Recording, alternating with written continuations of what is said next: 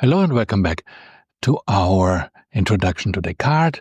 We're talking today about the third meditation. And if you want, you can go back and watch the previous videos where we talked about the first meditation, the second meditation, and also before that, the discourse on the method where Descartes explains how he's going to proceed in his method of doubting everything.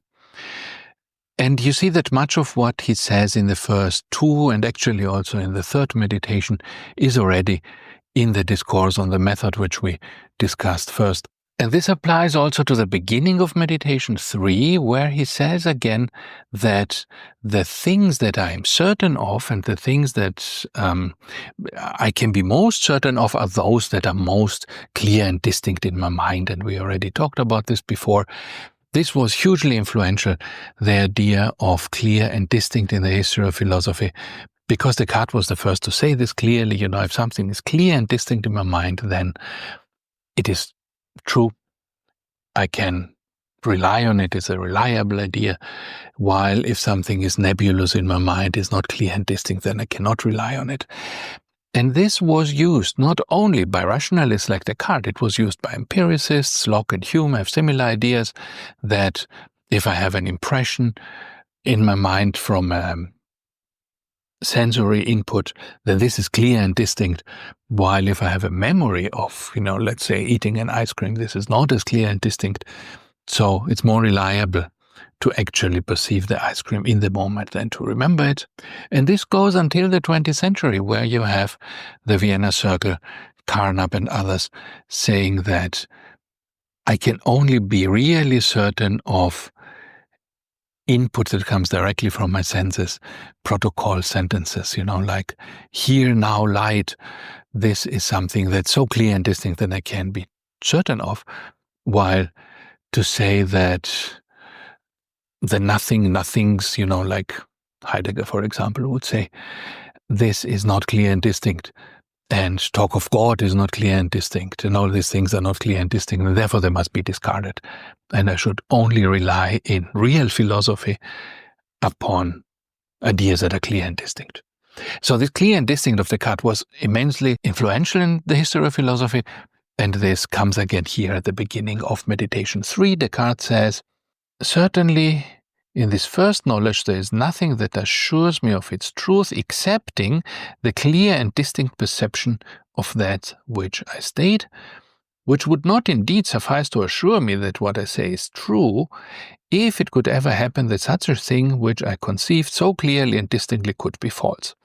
And accordingly it seems to me that already I can establish as a general rule that all things which I perceive very clearly and very distinctly are true. So now he jumps from clear and distinct to true. And this is the end, right, of course, of his project of never doubting anything that he cannot be certain of the truth about, because, clear and distinct, it does not need to be true, right? If you think about it, my dreams can be very clear and distinct. If I have hallucination, if I have an LSD trip, the things that I see can be very clear and distinct in my mind, in my perception, although they are not true.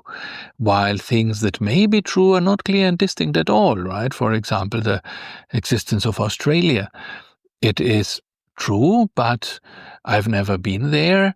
For me, Australia is not clear and distinct. It's a pretty nebulous thing, right? I know it's a blob somewhere there in the sea, and I know the rough shape of it, and I can remember one or two pictures from documentaries that were in Australia. I once read a book about it, so I have a few images in my mind from these books, but they're not clear and distinct because they're second-hand images. So nothing clear and distinct about Australia, right? And therefore, Descartes' rule here is not really very useful. And then he says, okay, what could deceive me now, even about ideas that are very clear and distinct? And he says, okay, God could do this, right? God could do anything. But then I must first, he says, find out, is there even a God? And if there is a God, then I can ask, is this a God who is likely to deceive me? Because if God is not deceiving me, then I can rest assured that I cannot be deceived about these things that are clear and distinct, because nothing else besides God is so powerful as to mess with my thoughts. and make me think that clear and distinct things are true, although they are false. And how do I know that God exists? And now comes another thing Descartes embarks on, which is very questionable, the idea, but okay, here is Descartes. He says, I have to look at how my ideas of things relate to the objects themselves. So I have a coffee in front of me. It's actually here, right? It's a nice cold coffee. And this coffee is real in this cup. And in my mind, there's a representation of this coffee, right? I know that there is a coffee, so I can close my eyes. I can still see the coffee. But how does my mind's idea compare to the real coffee? And if I think about the way these two things relate, I find that my mind's idea is somehow an imperfect image of the coffee. The coffee is always more perfect, more detailed. Descartes says, it's like a painting. And by the way, if this was not the case, we wouldn't need to make a coffee to drink it. I could just imagine the coffee, and then I would be okay, right? I would think that I have drunk a coffee. But the fact that this is not enough, I have to actually drink the coffee, shows you that the real coffee is more powerful than my idea of a coffee. Although I can pretty well imagine a coffee, I've drunk so many in my life that I have good memory of their taste and so on, but it is still not the same thing. It would be good if I could, instead of getting fat by eating chocolate, just imagine the chocolate. But this does not work, right? You cannot imagine the sensory experiences in a way that is better than the actual experience. So the actual experience is always better, and Descartes says it's like a painting. When you have a painter painting something, let's say a chair, then the real chair is always better than the painting. It has more detail. It has more. You can go around it. It has a three-dimensionality that the painting lacks. It has other properties. It has a hardness. You can sit on it. It has a utility that the painting lacks. So the painting of a chair is always reduced as compared to the real chair. It is less detailed. It is less real. It is less useful. And the real chair is always better than the painted chair. This has a bit of a Platonic ring to it, right? Plato says almost the same thing about a bed. He has this analogy where he says that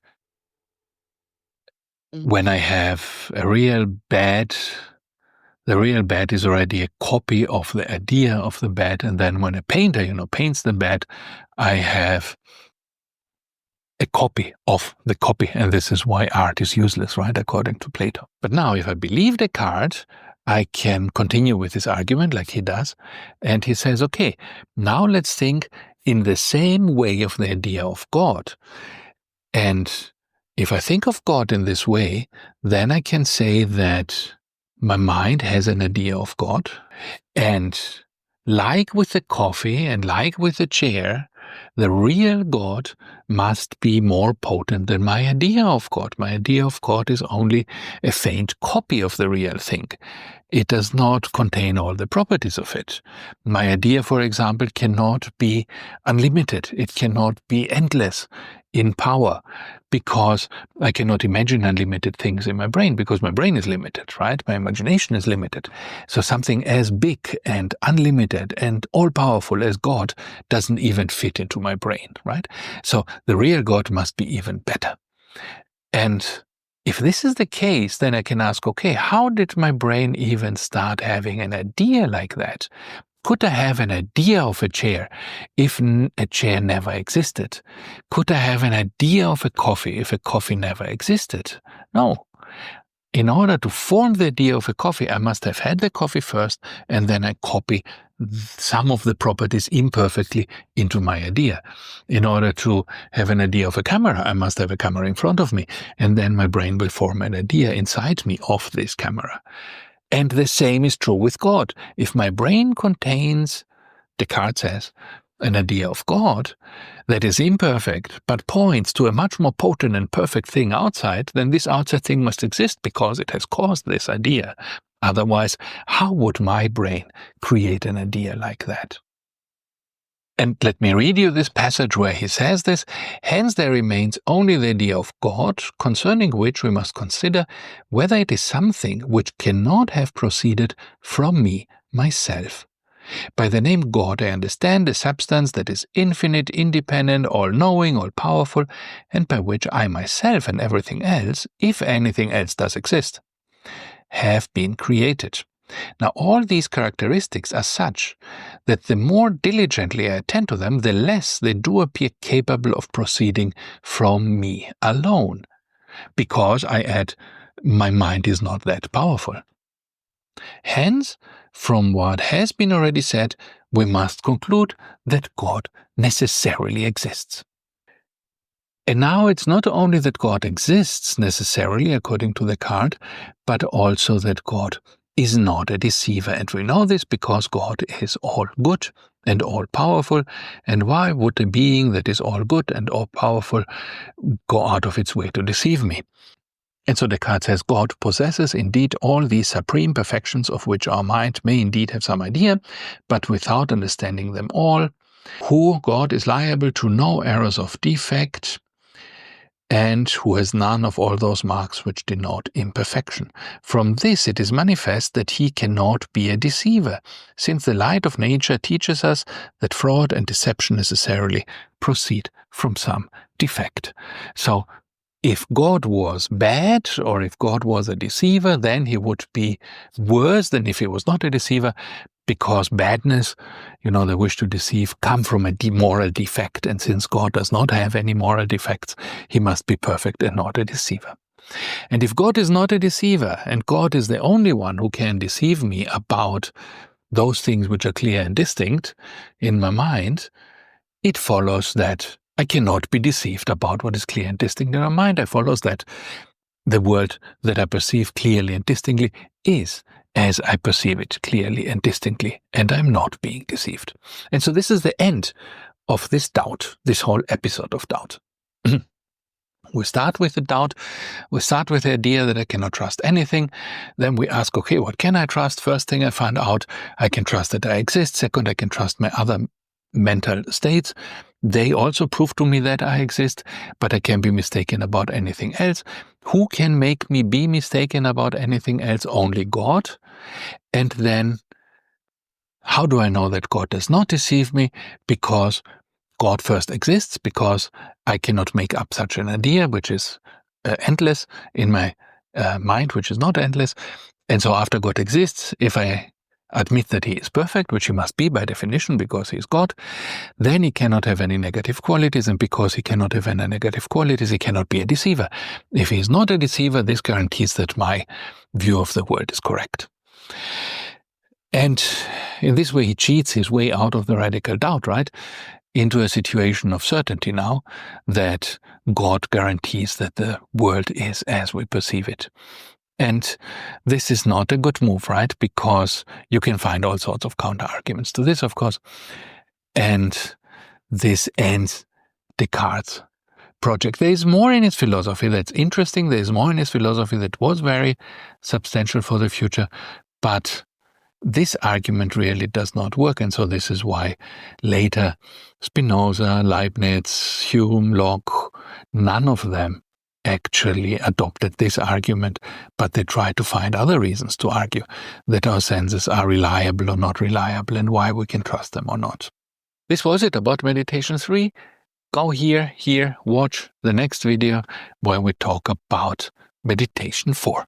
Thank you and see you over there. Bye-bye.